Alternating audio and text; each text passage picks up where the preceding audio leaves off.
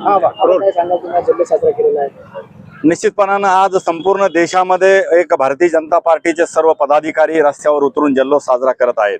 भारत माझा देश आहे, सारे भारतीय माझे बांधव आहे, अशा पद्धतीनं आपल्या देशाचे लोकप्रिय प्रधानमंत्री नरेंद्रजी मोदी यांच्या नेतृत्वामध्ये या संपूर्ण देशातल्या 5 राज्याच्या निवडणुका झाल्या आणि आता मतमोजणीला सुरुवात झालेली आहे आणि जवळपास 3 राज्यामधलं बहुमत भारतीय जनता पार्टीचं सिद्ध झालेलं आहे। जे जुलमी सरकार होतं पश्चिम बंगालमधलं ममता बॅनर्जी यांचं, ज्या देशाच्या संरक्षण भिंत बांधण्यासाठी ज्या महिलेने ज्या मुख्यमंत्र्यांनी आजपर्यंत विरोध दाखवला, अशा माजी मुख्यमंत्र्याला म्हणलं तर वेगळं ठरणार नाही, अशा माजी मुख्यमंत्र्याला त्यांनी आपल्या जनतेने त्यांची जागा दाखवून दिलेली आहे।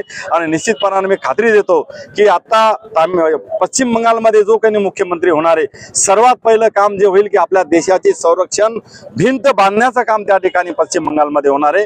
आणि म्हणून देशाचे प्रधानमंत्री नरेंद्रजी मोदी यांच्या नेतृत्वामध्ये भारतीय जनता पार्टीने एक हाती सत्ता सर्व तिन्ही राज्यामध्ये त्या ठिकाणी मिळवलेली आहे।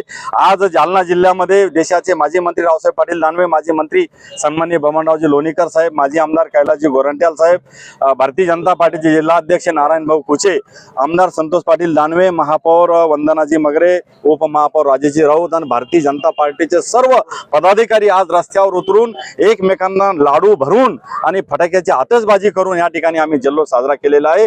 आणि निश्चितपणानं आज पुन्हा एकदा सिद्ध झालं की गल्लीपासून दिल्लीपर्यंत भारतीय जनता पार्टीची सत्ता आहे आणि ती अविरत त्या ठिकाणी राहील।